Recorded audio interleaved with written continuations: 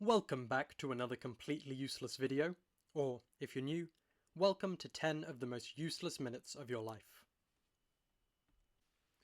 We're making all-time 11s for the cricketing nations, and next up is South Africa. Despite missing 20 years of ODI cricket due to apartheid, and never having won or even reached a final of the ODI World Cup, South Africa are up there with the best ODI teams, and they have a bunch of uber-talented players. As for the criteria, I explain it all in the Australia video, so check that out and then go check out the rest of the series while you're at it. You know the drill, let's start with our shortlist. First, I want to start off by mentioning one of my favourite players, Barry Richards. Anyone who watched him knows just how good he was, and he could have been an amazing ODI batter had he played one. Yep, one. He didn't play a single ODI, and the same is true for other greats like Graham Pollock and Mike Proctor.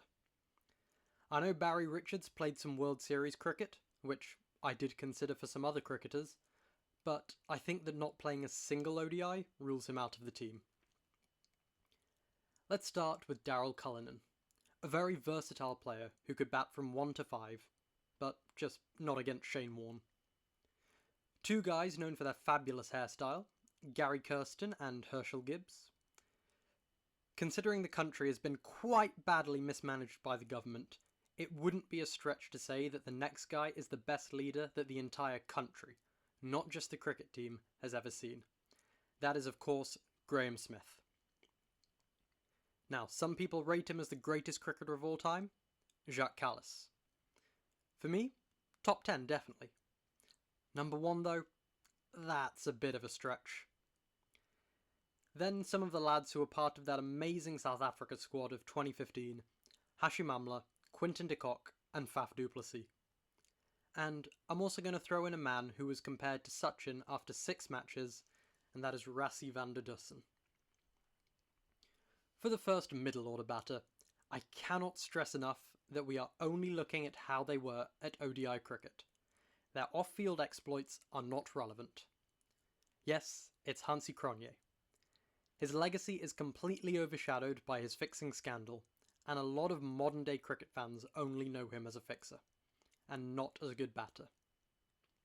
Then there's a man who isn't remembered for his batting either, but for a far more positive reason, Jonty Rhodes. He's not remembered as a fixer, but is remembered for being arguably the greatest fielder of all time. His absolutely legendary fielding means that people often forget how good a batter he was.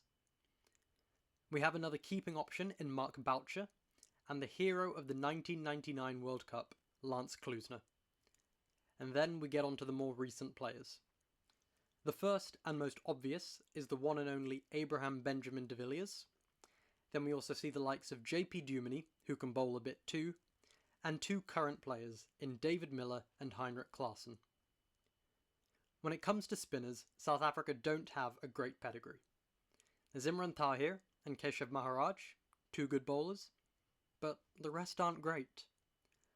I'm also going to put in Johan Botha. He was a decent defensive bowler and handy with the bat too.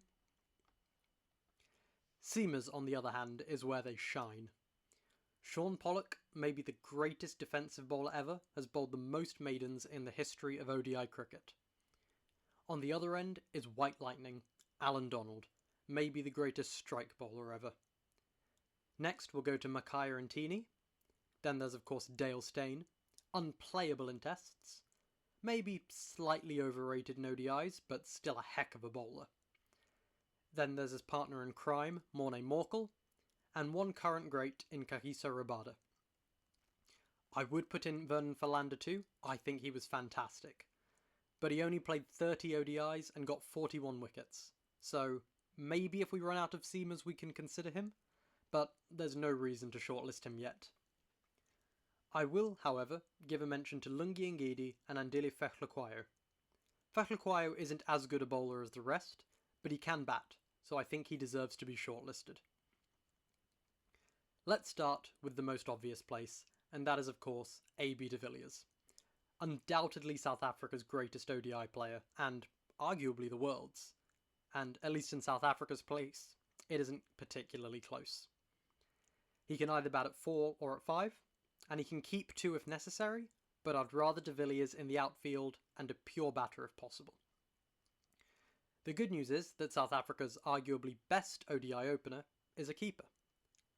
Some of you might be wondering what I'm on about, since Hashim Amla isn't a keeper. But I said arguably best. I think de Kock's quicker scoring rate makes up for his slightly lower average.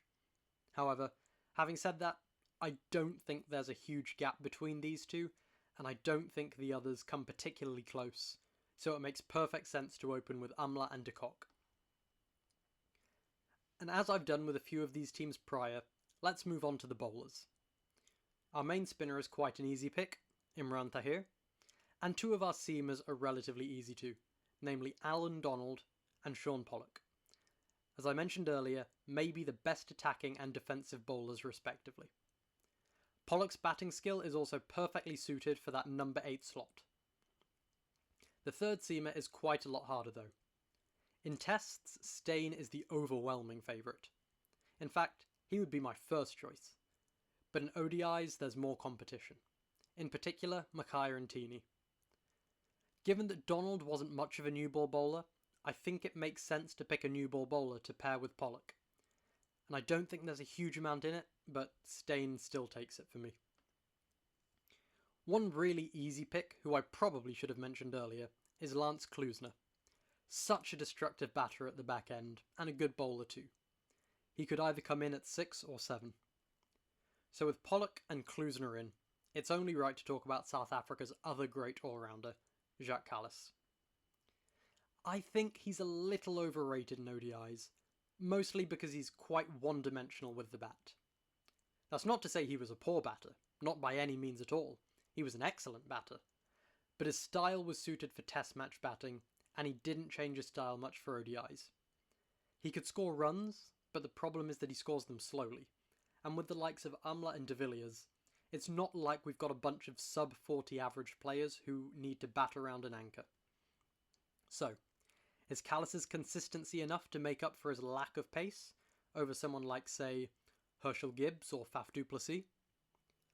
I think if it were batting alone, maybe just, but if you throw in Kallis's bowling, I think he definitely makes the team at 3. So, we have enough bowling now. We just need to worry about the batting. We need a 4 or 5 and a 6 or 7. I think the best batter on here is David Miller. He definitely makes the team, and he can bat any of 5, 6 and 7, so that is a huge amount of flexibility we have with our middle order. So, with our final batter, any middle order batter will do. We can adjust the order accordingly. I think it comes down to Cronje, Faf, Duminy and Klaasen. Duminy is probably the weakest batter here, but not by much, and his occasional spin-overs could be helpful. Cronje and Faf are fairly similar batters, not much in it between them. I think Faf overall is slightly better, and Klaasen can be absolutely ballistic at the end, or against spin in the middle, but given that we've got de Villiers, Miller, Klusener, who can do that job just as well, is Klaasen needed?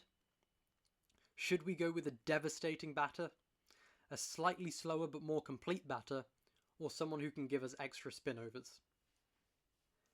The main thing holding me against Klaasen is the fact that he's only scored 2,000 runs. If we're going on talent alone, I think he gets in, but since we have to consider the entire ODI career, I'm going with Faf. So, a swashbuckling left-handed opener paired with a dependable righty, a solid unyielding 3 in Kallis.